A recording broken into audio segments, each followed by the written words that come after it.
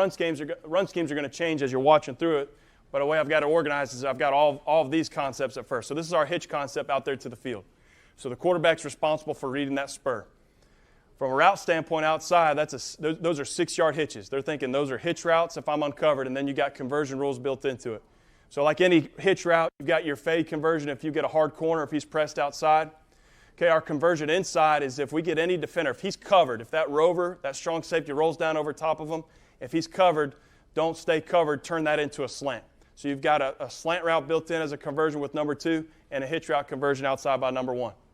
Okay, so if that spur is covering up the hitch route, if he's not folding in, we'd like to think we've got decent enough numbers and we've got decent enough movement inside where we can hand that football off and get positive yardage. The X receiver's got to get in there to dig out the free safety. He's got to be the one that takes that free safety.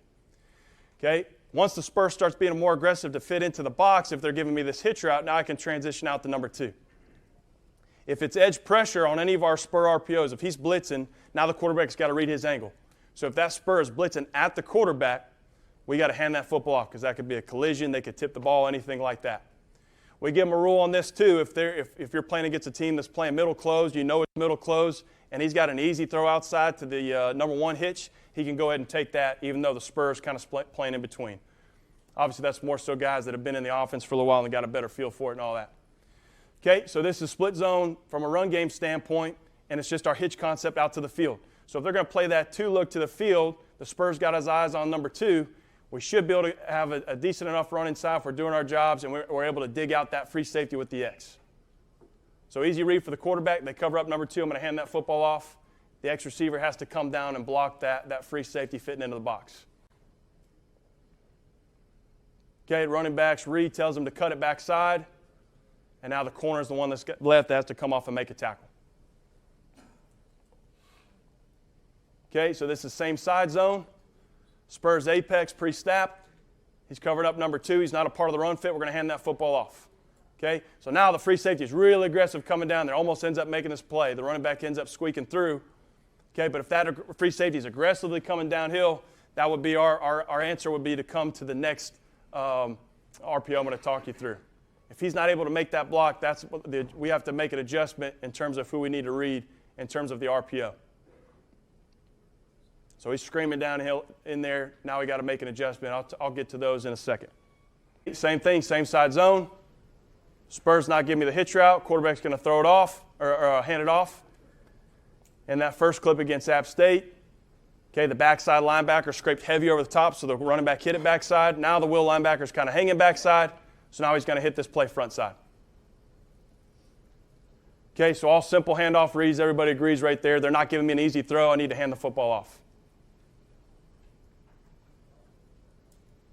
Same call, same side zone, same look, handoff read. We can mix up our split at the X receiver to try and get a hat on that free safety, make sure he's not the one making the tackle. Okay, so he does a decent enough job of running interference right there on the free safety where that X runs the corner basically out of the play. But if that backside backer scrapes over the top, that's telling the running back he's going to cut it backside, and our X receiver has to dig out that free. Okay, so now we'll get into some of the pull reads. So now, Spur's going to get aggressive. They've got edge pressure call from the field. If he's going to uncover number 2 and give me that throwing window, we can take that hitch route.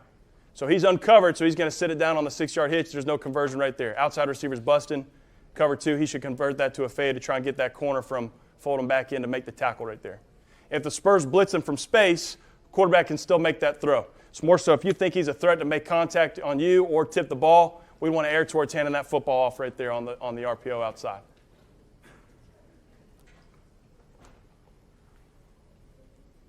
Okay, same thing ends up happening right here. Spurs tight to the box. He's going to fold in. They're going to give me that easy 6-yard hitch access throw to number 2. So now we can be aggressive to throw that ball out there and take advantage of the space. No conversion because he wasn't covered right there.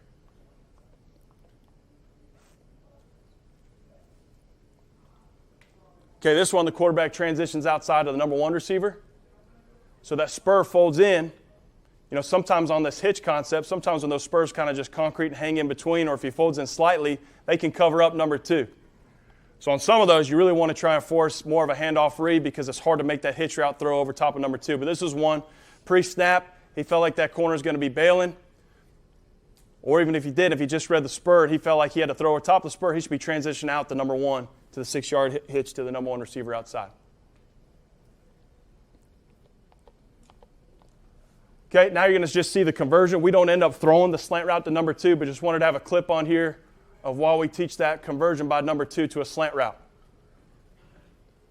Okay, got an extra perimeter blitzer right here. This is a Spur strong safety blitz. So you got an extra hat.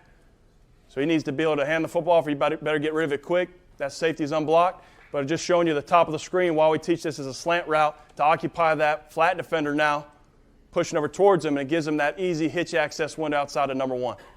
Kind of pulls him out of the window. And if it doesn't pull him out of the window, if he plays heavy outside leverage, we can throw that slant to inside number 2.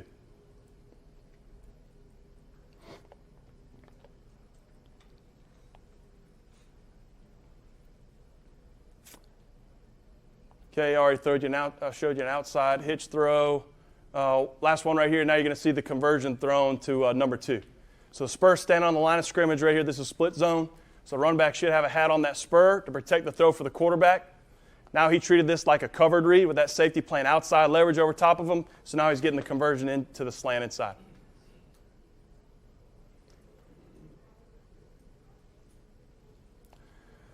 Okay, so those are those hitch RPOs.